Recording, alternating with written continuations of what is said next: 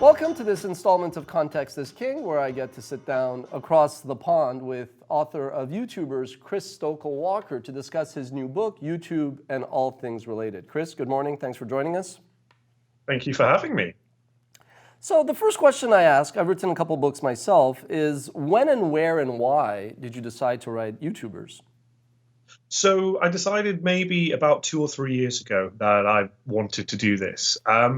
I had been reporting on YouTube iteratively for years and years. I've been doing all sorts of things for Wired, the Times of London, places like that.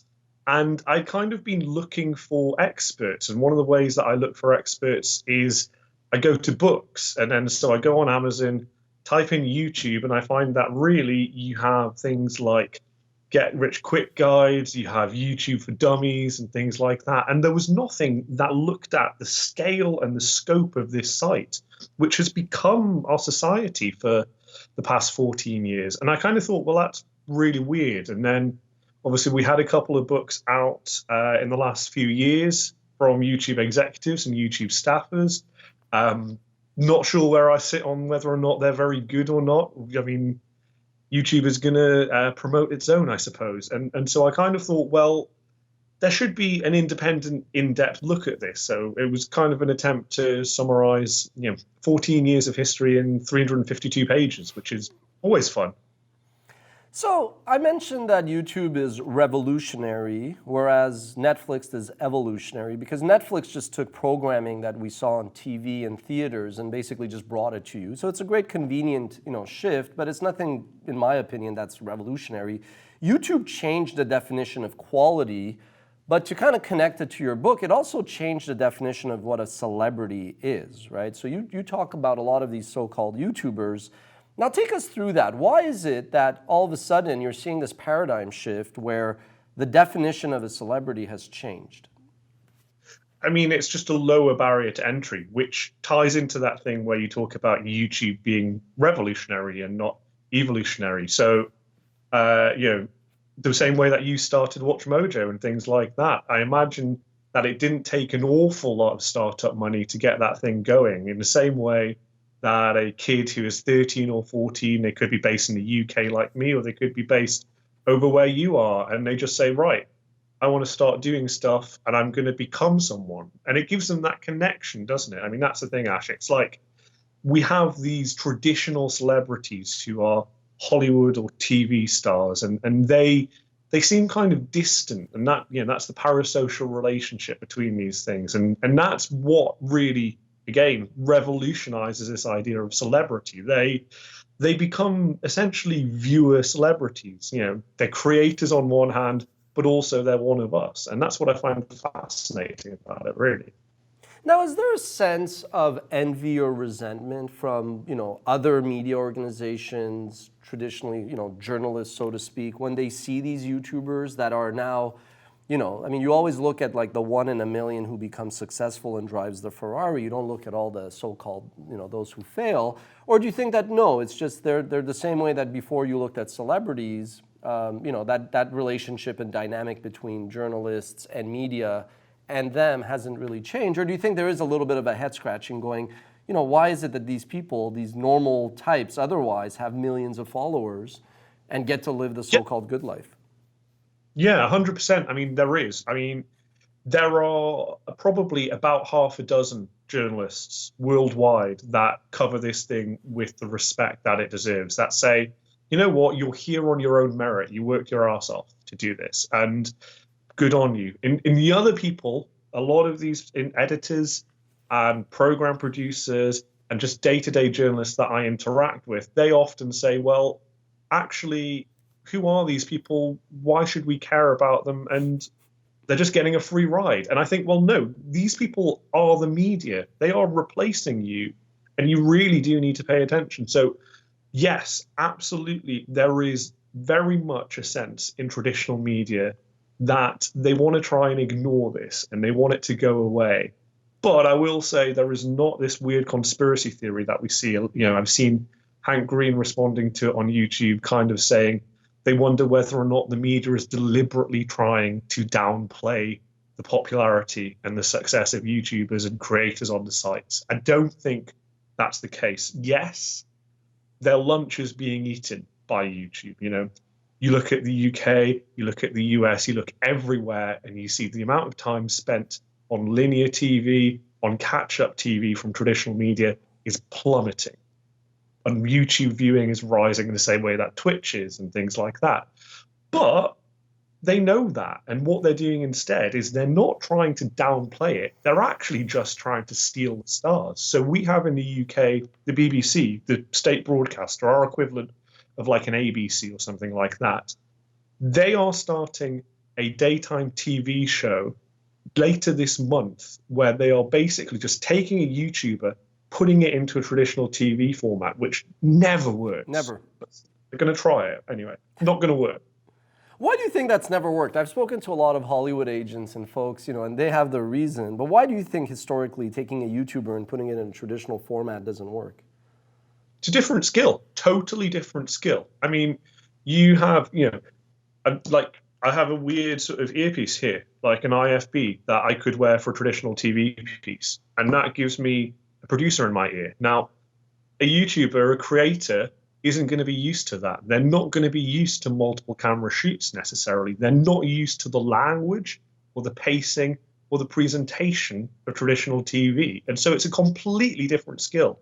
And it's really, really bizarre that people think just because you can talk to a camera in your bedroom or your bathroom or your home, that you can suddenly talk to a camera in a TV studio, because ultimately it's a different connection between the audience. You're broadcasting on YouTube theoretically to one person, to a viewer. You're broadcasting on TV to like 7 million. And it's a hugely different skill set. But people say, well, they're in front of the camera, so therefore it must work. And no, not at all. So over 10 years ago, I don't know if you saw the clip, but Kanye West was standing next to Mike Myers and said, George Bush doesn't care about black people. The clip went viral. Now I've paraphrased that and asked, does YouTube care about creators, right? There's this myth that basically YouTube doesn't fundamentally care about its creators, that it pays them lip service, it pretends to care about them, but in the end, they're kind of this prop in this plot where YouTube is really just trying to serve advertisers and, to some extent, its overlord at Google, which is in the business of just selling ads next to, before, after everything. Do you think that Google's and YouTube's executives truly care about the creators, or do you think that they view them kind of as disposable and a means to an end? Well, let me answer that with a little history lesson. You're an OG creator. You know what YouTube was like in the early days. And so you will remember logging onto the site in 2005, 2007, 2009, and seeing underneath the logo, broadcast yourself, that idea, okay? That got rid of itself 7 years ago. So we had 7 years of the broadcast yourself era. In 2012, they got rid of that from the logo, and now we're in a really new era. So no, creators are overlooked, I think. And it's interesting because they are in many ways part of the lifeline of YouTube. And I know that, you discussed your response to the Verge piece in a previous video, talking about the fact that actually YouTube in the early days wasn't just about the individual creators. It was about building its back off piracy in many ways, and in some cases still does. But certainly they did hold creators in a higher regard back then. But I think that what's happened recently is you have things like the Logan Paul situation. You have various YouTubers, PewDiePie being the face of YouTube and actually not being seen as really that palatable to the audience that YouTube wants to expand into. And so they're going for the safe harbor of celebrities like Will Smith, which is, probably not a great thing. So yeah, no, I mean, if we had a Kanye creator around now saying YouTube doesn't care about its creators, I kind of see their point, because it must be frustrating. One of the people I talked to for the book said, it's Matt Yellen, you probably know him from Little Monster Media Co. He said it's like building your business on quicksand, because essentially YouTube can just change the rules from beneath you, and suddenly you're left without any hope. You mentioned PewDiePie not necessarily being palatable to YouTube and the audience, i.e. marketers, that YouTube is coveting. Do you feel that YouTube will fundamentally become a place where Hollywood will just take over? It will be only the Will Smiths and the polished productions? Or do you feel that ultimately the YouTube creators, the YouTube community, so to speak, is going to push back and the audience will ultimately and the watch time will lead and gravitate towards the creators? What do you think is the future of YouTube in the near term? If I had that answer, then I would be a millionaire. I think probably it's going to be somewhere in between. I think that we will continue to see these kind of safe harbors in terms of the Will Smiths and the Jack Blacks of the world that will be prioritized by YouTube, the company. I think that the creators will remain there, and I think that they'll continue to bitch and moan about their treatment, because why wouldn't they? And I think that the audience will kind of dip into both. I mean, I, as a consumer of YouTube, I watch individual creators, but then I watch these industrialized productions from big companies. I watch things like Bon Appetit, which has loads of money behind it. It's a magazine that essentially exists on YouTube. So there is this demand for premiumization, and particularly when you look at the idea of watch time and things increasingly going towards your couch and your sofa and your living room, people watching more on TV than they are on computers and laptops and cell phones. I think that you need that premiumization. Interestingly as well, you look at the form that these videos are taking. So, we've had the Shane Dawson documentaries, we've had the Logan Paul documentaries. Creators that I speak to about their plans for 2019 and 2020 say they want to do more long form stuff. They're kind of sick of churning out these small short form videos, and they want to be treated as artists, essentially. And I think that they're able to do that precisely because we have literal Hollywood stars on the platform now. It's becoming more respected. Now, you mentioned a great point. You've heard a lot of creators say that, they feel like, creatively they've ran out of space, that they've done the same thing and they're being typecast. When I started WatchMojo, I purposely wanted to build a vehicle that I could do creative projects, but then also have a whole team. I purposely didn't want it to be Ash Mojo or Watch Ash. Not saying anybody wants to watch that, but because I could see that creativity, will run out of shelf life, so to speak. Do you feel that that's the path for a lot of these creators, like you mentioned, Shane and Logan going through documentaries, or do you feel that most of them won't actually be able to reinvent themselves and there'll just always be this fresh crop of younger creators who are still doing the short form that younger audiences who are driving viewership on YouTube tend to gravitate to? Or do you think that no, the existing talent and creators are going to be able to kind of, re-engineer and give themselves a new shelf lease on life? Well, I don't know a single established creator that I've spoken to who doesn't have some sort of exit plan from YouTube. So that kind of answers that bit in terms of, yes, I think that they want to try and find a way where they're not just stuck on this hamster wheel of putting out the same videos, the same content day in, day out.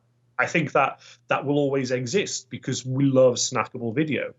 And frankly, to ignore that is a problem. But you touch on a really interesting thing there, which is what do you do as a personality, as a person? So you said I didn't want it to be Ash Mojo, I want it to be WatchMojo. You look at people like Grace Helbig, who literally a week before we've filmed this, put up a video saying, I actually was recording a video. It was a fashion watch, which is something that I've done for 4 or 5 years as a format. And I did it and I didn't like it, so I'm not going to post it. You have people like Charlie McDonald. Charlie is cool, like one of the original creators on YouTube who was really popular in the UK, who has basically stepped aside entirely from the platform because he's sick of it. And then I have creators in the book that I can't talk about yet because it's not out, but they've basically said to me, I'm stepping away. And they've allowed me to reveal that in the book for the first time. They're actually a pretty big creator, one of the original ones that we might know and love, who no longer post videos. And that's simply because they got sick of it. They're not the same person they once were. And there's this really interesting debate. So, we touched a little bit on burnout in your question, and 2018 was the year of burnout on YouTube. I think that 2019, from the creators I speak to, is going to be a slightly different conversation, which is what happens when you're 13 years old and you love the NFL, and then you create an NFL channel, and that's all that you do, and you get a massive audience for it. But then you turn to 18 and you get sick of that, and you want to take up crochet or something stupid like that. And you're no longer the person that you are presenting on camera. And what do you do with that? Because you're making money, you have a celebrity position, and you have adoring fans who are willing to support you, and you kind of feel beholden to them. You feel hostage to these people, essentially. Totally. My challenge is more that triumvirate between the fact that YouTube is so niche and vertical that, you know, you could, if you're NBC, you could do a news show, a documentary, a drama, a sitcom, and nobody complains. But on YouTube, in our case, if people subscribe to a top 10 list featuring clips of the Avengers, God forbid we shy from that, then people are going to show up in pitchforks. That's one. Two, I think, you know, I've obviously chronicled my frustration with Content ID, which is like a weapon of mass destruction. And then three is this concept of brand safe. WatchMojo is widely seen as brand safe relative to what's out on YouTube. But if we wanted to do like facts about the Hiroshima bombing or, you know, 100 years after World War I, what did Europe learn? That would be deemed brand unsafe, which I feel isn't really censorship. But for a company ultimately whose mission is to organize the world's information and make it accessible, you know, you got to kind of ask yourself, is this really what I signed up for? And like you said, I have a responsibility to employees and all that, so I can't just flip a switch and say I'm going to go do something else. It is frustrating. Now, you mentioned 2019, 2020. What are some of the key trends that you think we should look for, aside from the one that you mentioned? There's going to be... on the business side, way more consolidation. And with that, there will be an industrialization of production of stuff. So the perfect example is Pinkfong and Baby Shark, which was, you know, one of the main things on YouTube in the back half of 2018. Now, I spoke to Pinkfong for a story for Wired UK just before Christmas, and they told me just the sheer scale of how they produce these videos, multiple languages, A/B tested, all sorts of these interesting things to try and prioritize and to promote the video in the best way that they can. So one thing that I think we will see is we'll see a widening of the gulf between the ordinary creators who can't really do that and the sort of Henry Ford model production of this sort of video. We'll also see creators opting out of the algorithm, I think, and that's necessary because they want to do longer forms stuff. So if you are a Shane Dawson, you get to a point where you are popular enough and you're big enough that you can say, well, actually, I'm going to step off the treadmill. I'm not going to feed the algorithm in this way. I'm going to do something I want, and I'm going to do something that I think has artistic value. So longer videos, I think, are possibly a big thing for the creators that can afford to do it. And then also, I just think in terms of trends and things like that, well, it's difficult to predict, to be honest, because, as you say, there are so many different niches. The fact that, you know, there are 4,000 odd channels with more than 2 million subscribers is like an example of just how this is essentially the world's biggest cinema screen, and anything that you want to watch, you can. So predicting that sort of thing on like a content level is really difficult, and I think kind of a fool's game. I don't know. What are you doing in terms of WatchMojo next year? Do you know yet? I mean, we've decided to both. First of all, my thoughts on the algorithm is don't try to chase or please an algorithm that is always going to be changing and evolving. What I like about YouTube is, like, through their Google lineage, they've actually tried to be a good partner. Now, you know, they feel they have like a God-given right to monetize and be like the gods of advertising. But I think at its core, unlike a Facebook, I feel YouTube is pretty stable, and the same way that through AdSense and AdWords, Google shared the revenue and created a positive ecosystem, I think YouTube is relatively stable at a macro picture. But indeed, I think that the algorithm is something like, you got to know how gravity works. Meaning, if I jump out of a window, I'm going to die. You know, like, you got to be careful. But that doesn't mean that you got to kind of like overthink about gravity, right? So we kind of know that, like, okay, there are certain best practices and worst practices for the algorithm. But I've always said that, you know what, when we decided to kind of do a top 10 list, it was a minute per entry, it was a 10-minute video, we benefited because that was a quality video that gave fans what they wanted and they would sit through it. If you're going to be really producing something that could be a 2-minute video and you're going to stretch it out into a 10-minute video, you're only going to harm yourself. So we don't really worry that much about it. But indeed, we're also taking two approaches. One is the, yes, super serve. We do want to go deeper. So if our audience likes video games, sure, we may say we're going to launch Mojo Plays to kind of dabble and give our creative team the ability to pursue that by doing things outside of top 10s. But we're also going wider. And wider is like on many levels. One level is by doing Mojo Travels, by doing Context TV, which is kind of applying different skill sets and areas of expertise, but in a different vertical. But then we're really also going far wider by getting into documentaries ourselves, by dabbling in scripted. So we kind of view YouTube as more of a stepping stone. And like you said, it's this fantastic global stage. And as much as I'm frustrated on a given day, I don't want to play the victim card. I am truly, as an entrepreneur, as a creative, very grateful for this awesome platform. But you got to be able to see the forest through the trees and say, look, if you don't use your audience, your reach, what the resources that this platform has given you to branch out and do something different than just complain about it, then you really only have yourself to blame, right? So everything you say, I kind of agree, but I guess at the end of the day, it's what do you do with it, right? So you talked about a few of the trends. What is the main challenge that YouTube is going to have, in your opinion, either 2019, second half of the year, or 2020? It can't get rid of its original creators.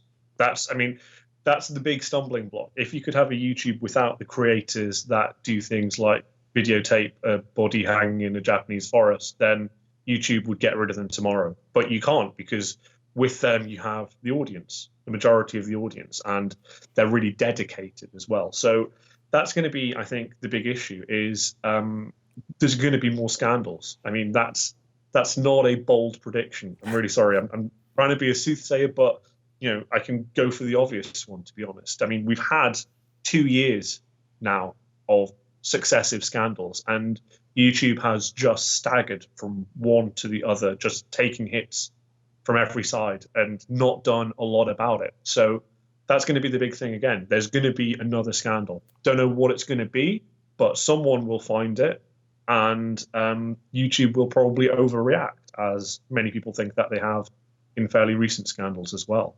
Give us an example of when they overreacted in a recent scandal.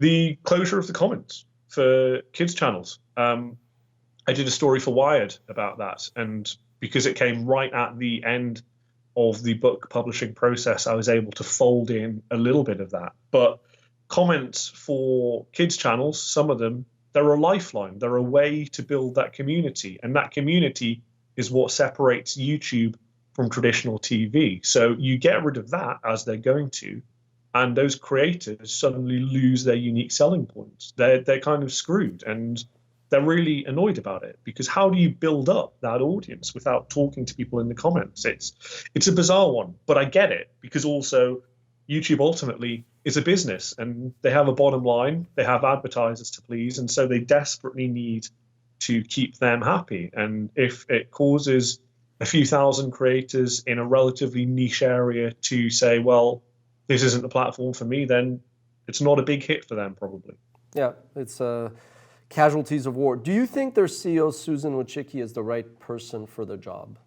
I've never been able to speak to Susan Wojcicki, so I can't say necessarily whether or not I think she deliberately and individually is the right person. God knows I've tried to talk to them, put in interview request after interview request, not got it.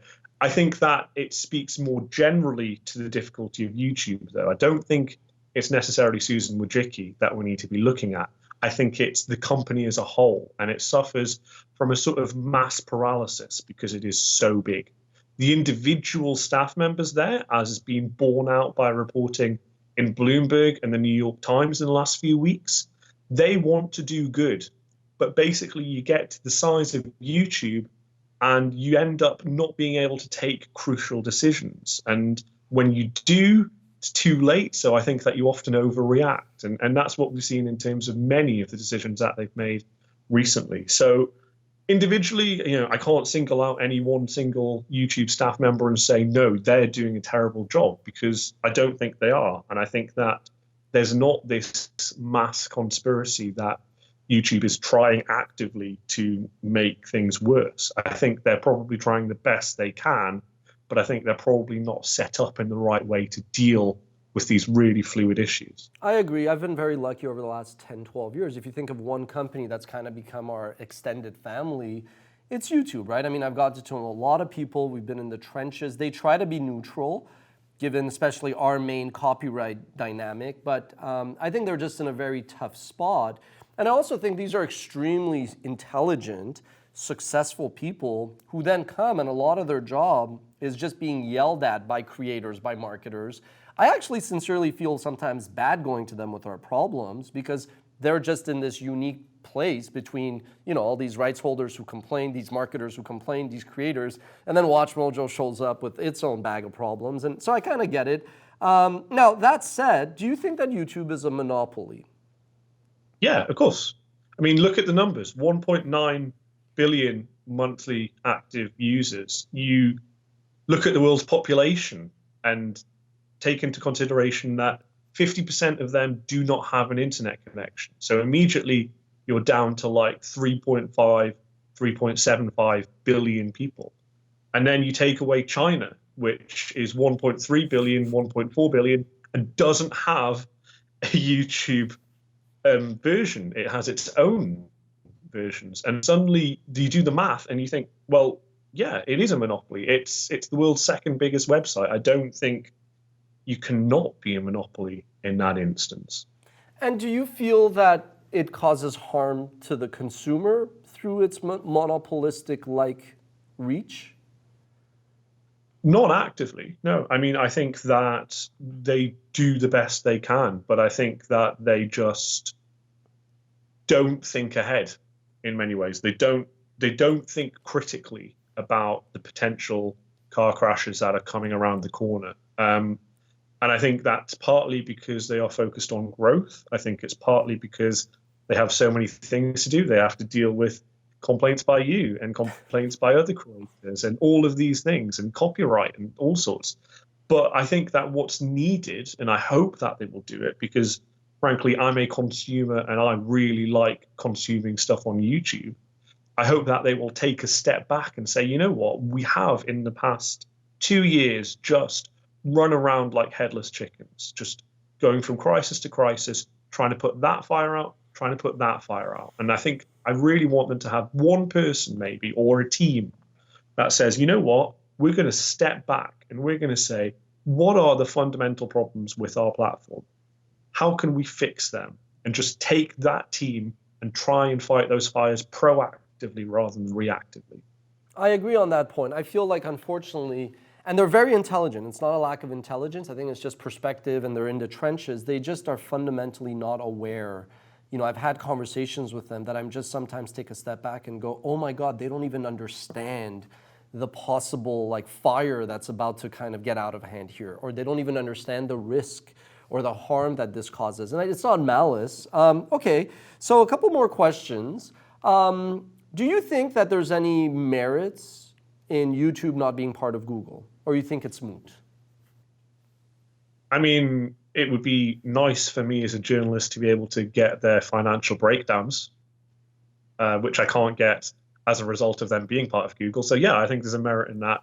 In terms of whether or not there's a merit on the business side or the consumer side, I don't know, to be honest. I think that, you know, it's certainly big enough that they could spin it out. I mean, we're like, what, 150, 160 billion turnover estimate, isn't it? Or something like that? I think it's a valuation. I think they're saying it generates about 15 billion in turnover revenue, and it's got a valuation of, you know, 160 billion, and considering Google paid 1.6 billion for it, you know, quite a nice return. I called it the greatest M&A acquisition, M&A media acquisition of all time, and I challenge people to find me a better deal ever.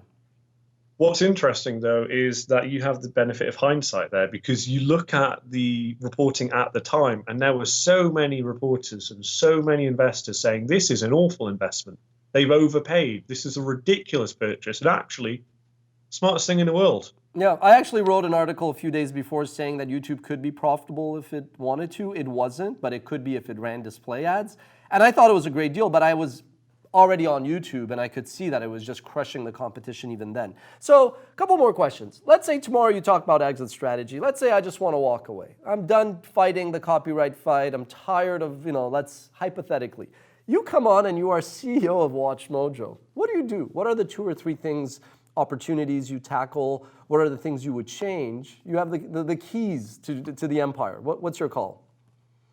I put myself on camera more first, definitely. No, I think that, to be honest, what you seem to be doing as a business is super interesting. And I think that you have that right mix of the short form stuff that will succeed on the algorithm and the ability and the interest to do that longer form documentary stuff that you talked about getting into. So I wouldn't change that much, to be honest. In terms of when we talk about the fact that building businesses on quicksand is a bad idea, I mean, set up and build up every single platform that you can that is not YouTube and direct as many people as you can onto them.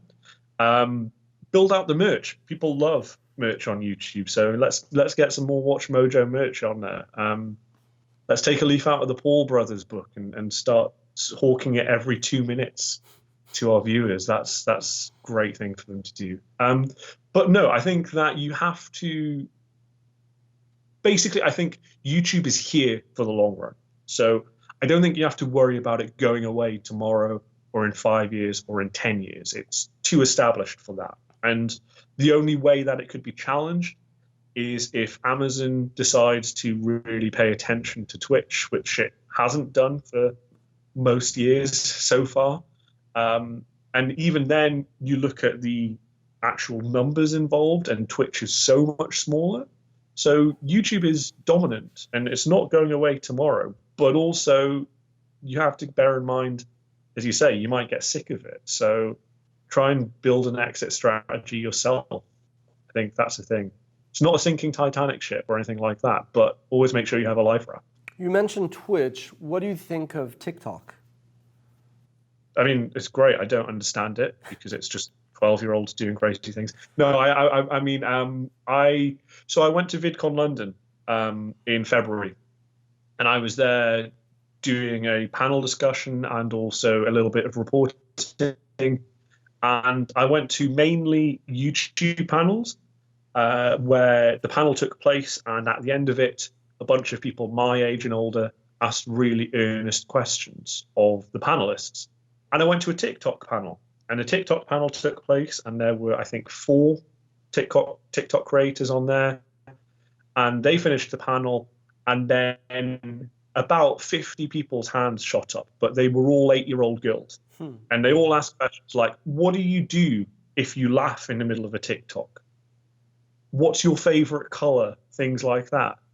And I'm thinking, this is incredible. Like, these people are captive audiences. Looking at it from a cynical business side, you have 8-year-olds who are absolutely smitten with these creators, who just want to be in the same room with them. So TikTok could be a massive thing. The big question is whether or not India's High Court is going to lift its ban on TikTok, because India is a massive, massive market for TikTok and a massive market for YouTube increasingly. So it really depends, I think, on what India does and whether or not the growth in China continues for TikTok. And if it does, great. But it's not going to compete with YouTube. It's a different thing. It's a different thing. I got a 10 and 8-year-old, and I agree with everything you said about TikTok.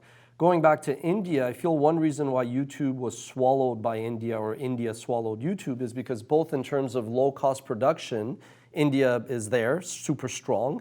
And if you think of the historical weakness of India as a market, it's that its audience lacks a lot of discretionary income. So I don't feel they're going to rush to pay for the Netflixes of the world, but free entertainment on YouTube, it just took off. Final question, our audience loves lists.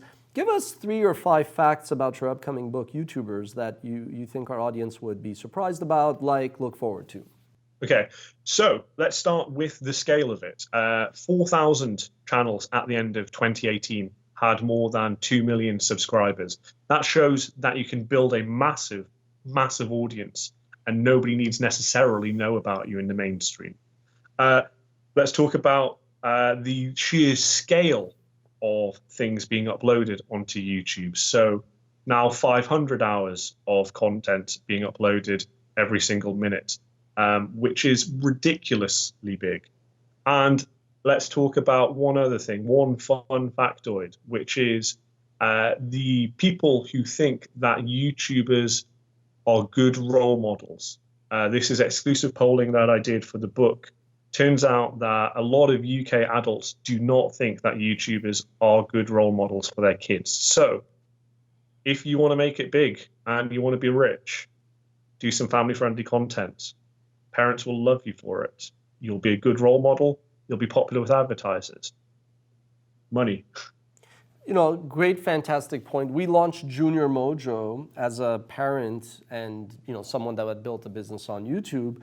I kind of recognized both the need as a parent and an opportunity as a business person. And what we learned was, well, unless we're going to kind of want to game the algorithm and put out content that, isn't necessarily going to be something we'd either be proud of as an operator or be comfortable with as a parent, we kind of said, look, we need to retroop. We need to gather and kind of rethink this before we go back out there. I agree with you that there's a big opportunity there, but I think that will require YouTube to actually want to be involved and highlight some of these channels instead of just letting the algorithm run, free, where then you get Peppa Pig ending up in a BLT sandwich, So, all right, fantastic. When is the book coming out? May 2nd. May 2nd. All right, so thank you very much for your time, Chris. We look forward to it, and best of luck in the future. Fantastic. Thanks, Ash. Thank you. There you have it. That was my interview with author Chris Stokel-Walker. Make sure to check out his new book, YouTubers, coming out May 2nd.